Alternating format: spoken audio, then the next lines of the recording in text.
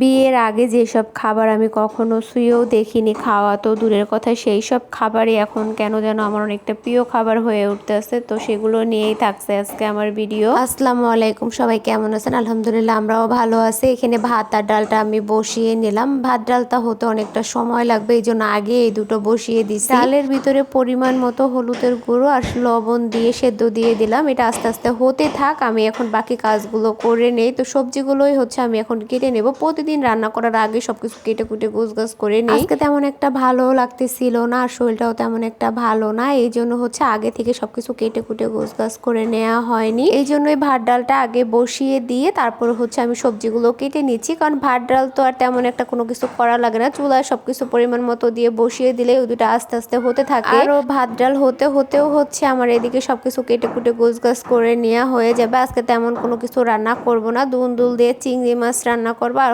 একটা ভাজি। দুন্দুল দিয়ে চিংড়ি মাছ দিয়ে রান্না করে বা ভাজি করে এর আগে আমার কখনোই খাওয়া হয়নি। দুন্দুল একটা সময় আমার একটা অপছন্দের তরকারি ছিল, আমার কখনো মনেও পড়ে না দুন্দুলের তরকারি খাওয়া, তো দূরের কথা কখনো ছুঁয়েও দেখছি। আমার যে জিনিস ভালো না লাগে কখনোই আমি ওই জিনিস খাই না। আমার সামনে আমি অন্য কাউকে খেতে দেখলেও আমি ওইখানে যাই না। তাছাড়া কখনো আমাদের বাড়িতে দুন্দুলের তরকারি রান্নাও করা হয়নি বা আমাদের বাড়িতে কেউ খায়ও না।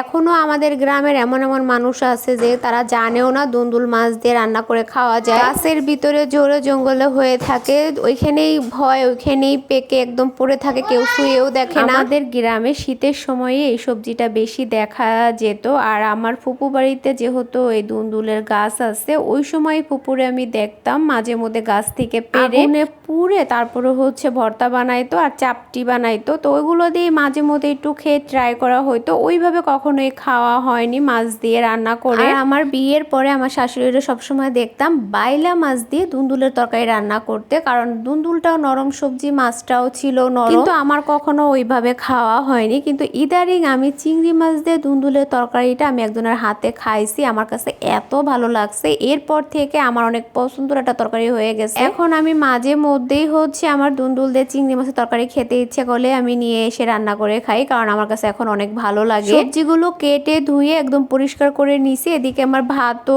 প্রায় হয়ে আসছে, ডালটাও ফুটে গেছে। আমি ভালোভাবে ঘুটনি দিয়ে ঘুটে এখন পরিমাণ মতো পানি দিয়ে নিচ্ছি। এইভাবে ডাল রান্না করলে খেতে অনেক ভালো লাগে। আগে থেকে ডালটা সেদ্ধ করে তারপরে ঘুটে পরিমাণ মতো পানি দিয়ে অনেকটা সময় জাল করে ডাল রান্না করলে অনেক ভালো লাগে। আর মসুরির ডাল তো যত জাল করবেন ততই ভালো লাগে। এদিকে আমার ভাতটাও হয়ে গেছে, ভাতের হাঁড়িটা সেকা দিয়ে নিচ্ছি। তারপরে আমি একটা তরকারি বসিয়ে দিব, আর ডালটা হয়ে গেলে ভাজি করে নিলেই আমার আজকের মতো রান্না শেষ।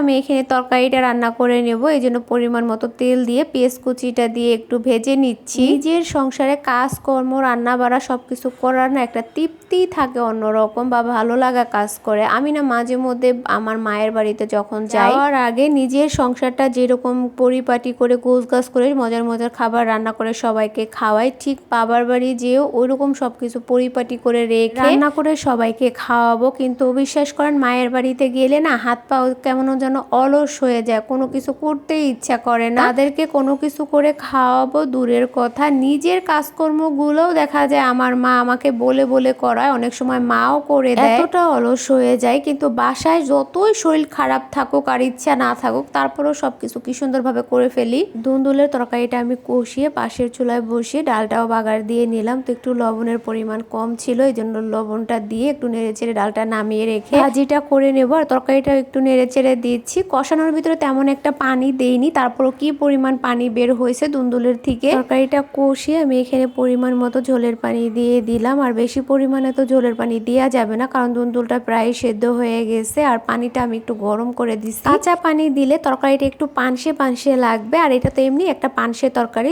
যার জন্য আমি একটু গরম পানি করে দিচ্ছি যাতে তরকারিটা খেতেও ভালো লাগে। তো আমি পাশের চুলায় আলু ভাজিও বসিয়ে দিছিলাম। অনেকদিন ধরে এইভাবে টমেটো দিয়ে আলু ভাজি করে খাওয়া হয় না, আর বাসায় আজকে ভাজি করার জন্য তেমন কোনো সবজিও ছিল না, এই জন্য ভাবলাম তাহলে আলুই ভাজি করে ফেলি টমেটো দিয়ে। ভাজিটাও প্রায় হয়ে আসছে, এখন আমি ধনিয়া পাতা দিয়ে ভালোভাবে একটু নেড়ে চেড়ে নামিয়ে নিব। আর তরকারিটাও আমি অলরেডি নামিয়ে নিছি ধনিয়া পাতা দিয়ে। এই ছিল আজকে রাত্রের আমার শর্টকাট রান্না বাড়া, আর প্রত্যেকটা খাবারই মাশাল্লাহ অনেকটা মজা হয়েছিল। ভিডিওটা আর বেশি বড় করব না, কেমন লাগলো সবাই কমেন্টে জানাবেন। বেশি বেশি করে সবাই সাবস্ক্রাইব করবেন, শেয়ার করে পাশে থাকবেন। আল্লাহ হাফেজ।